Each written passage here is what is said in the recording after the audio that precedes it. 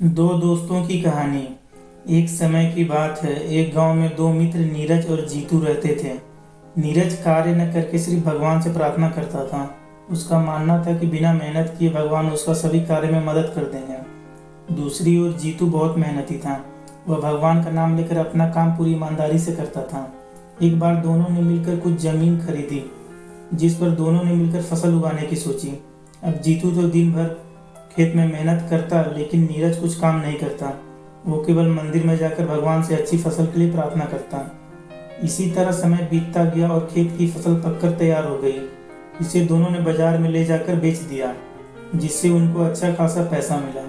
घर आकर जीतू ने नीरज से कहा, देखो दोस्त, खेत में मैंने ज़्यादा मेहनत की है, इसलिए इस धन का ज़्यादा हिस्सा मुझे मिलना चाहिए। जीतू की बात सुनकर नीरज बोला, नहीं नहीं, इस धन का ज़्यादा हिस्सा मुझे मिलना चाहिए, क्योंकि मैंने ही अच्छी फसल के लिए भगवान से प्रार्थना की थी, तभी हमको अच्छी फसल हुई है। मेरी प्रार्थना के बिना यह संभव नहीं होता। इसी बात को लेकर दोनों गांव के मुखिया के पास चले गए।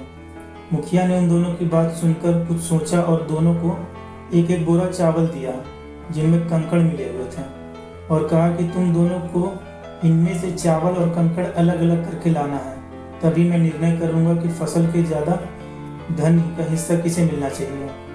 दोनों दोस्त चावल की बोरी लेकर अपने अपने घर चले गए। जीतू ने तो रात भर जागकर चावल और कंकड़ को अलग कर दिया, लेकिन नीरज अपनी आदत के अनुसार चावल की बोरी को मंदिर में ले गया और भगवान से इसे साफ करने में मदद मांगी। भगवान से इसे साफ करने की प्रार्थना करके आराम से सो गया। अगले दिन सुबह जीतू चावल और कंकड़ को अलग अलग करके उसे मुखिया के पास लेकर चला गया। नीरज भी बोरी को मंदिर से उठाकर वापस मुखिया के घर ले आया।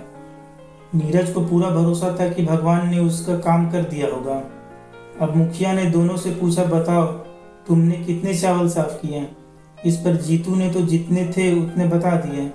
नीरज ने भी पूरे आत्मविश्वास के साथ अपनी बोरी खोली, लेकिन उसकी बोरी में वैसे के वैसे चावल के कंकड़ पत्थर मिले हुए थे। अब मुखिया सारी बात समझ चुके थे कि नीरज बिल्कुल मेहनत नहीं करता, इसलिए अनाज के धन में कम हिस्सा मिलना चाहिए। गांव के मुखिया ने नीरज को समझाया कि भगवान भी तुम्हारी मदद तभी करते हैं जब तुम कड़ी मेहनत करते हो। हर काम में तुम भगवान के भरोसे बैठे रहोगे और मेहनत नहीं करोगे तो इस दुनिया में पीछे रह जाओगे। नीरज को मुखिया की बात समझ में आ चुकी थी।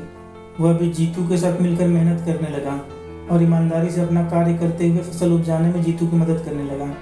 दोस्तों, इस कहानी से हमें यह शिक्षा मिलती है कि भगवान से प्रार्थना करना अच्छी बात है, लेकिन साथ ही साथ हमें कड़ी मेहनत भी करनी होगी, क्योंकि ईश्वर भी हमारी सहायता तभी करते हैं जब हम अपना काम पूरी ईमानदारी से करते हैं। अगर ये कहानी आपको पसंद आए तो चैनल को सब्सक्राइब जरूर करें। वीडियो देखने के लिए धन्यवाद।